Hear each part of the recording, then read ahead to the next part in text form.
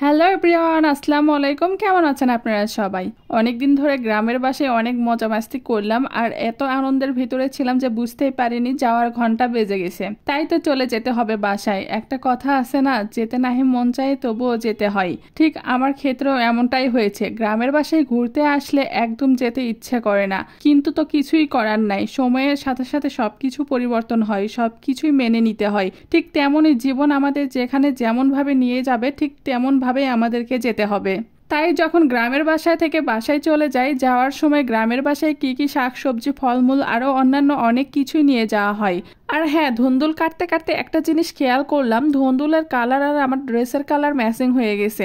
আসলে এটা আমি খেয়াল না করলেও এটা আমার ক্যামেরাম্যান খেয়াল করেছে। সে আমাকে বলছিল যে আমার নাকি ড্রেসের কালার আর ধুন্দুলের কালার একই রকম হয়েছে। আমিও সেটাই দেখলাম, দেখার পর বেশ ভালো লাগছিল। সবুজের সাথে যেন নিজেকে একেবারে মিলেমিশে একাকার করে ফেলেছি।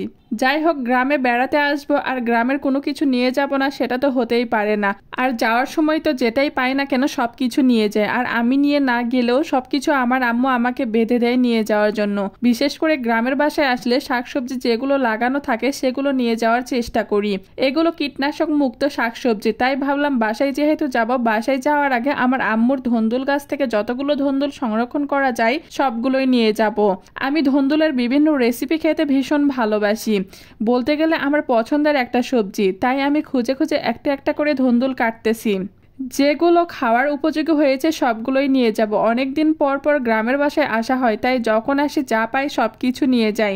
গ্রামের মানুষজন বাসার আশেপাশে এভাবে গাছ লাগিয়ে সবজির চাহিদা পূরণ করে। এখন শুধু গ্রামের না, বলা যায় শহরের মানুষজনও যে যার মতো করে গাছ লাগায়।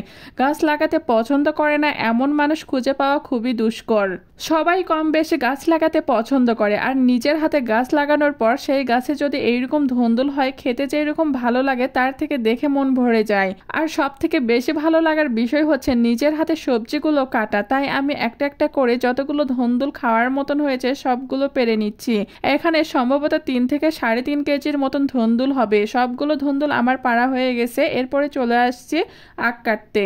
আমি আমার আগের ভিডিওতে বলেছি বাসার পাশে আম্মু আখ লাগাইছে, আর এখন আমি আসছি আখ কাটার জন্য কলার জমিতে। আখ কাটতে এসে দেখতেছি সবচেয়ে বড় আখ কোনটা সেটাই আমি কাটবো। আখ কাটা আমার হয়ে গেছে, এখন এটাকে ভালোভাবে চেষে পরিষ্কার করতে হবে। আর এইগুলো তো তখনই সম্ভব হয় যখন বাবা মা থাকে, কারণ বাবা মা ছাড়া কেউ কখনো এইভাবে ভালোবাসে না। কারণ তারা নিজে না খেয়ে নিজের মুখের খাবার সন্তানদের জন্যও রেখে দেয়, যেটা অন্য কোনো পরম আত্মীয় করে না। তাই তো বাঙালির একটা কথাই আছে, আতা খাই পাতা খাই ভাতের মতন নয়, ফুপু দেখে খালা দেখে মায়ের মতন নয়। কারণ পৃথিবীর সমস্ত ভালোবাসা একদিকে আর বাবা মার ভালোবাসা অন্যদিকে। তাও বুঝি বাবা মার ভালোবাসার পাল্লাটাই বেশি ভারী হয়। তারা সবচেয়ে তাদের সন্তানদেরকে নিঃস্বার্থভাবে বেশি ভালোবাসে। আজকের ভিডিও এখানেই শেষ করছি। আর আপনারা অবশ্যই আমাকে জানাবেন যে গ্রামের ভিডিওটা আপনাদের কাছে কেমন লেগেছে। আবারও দেখা হবে নতুন একটা ভিডিও নিয়ে। সেই পর্যন্ত আপনারা সবাই ভালো থাকবেন। ধন্যবাদ সবাইকে।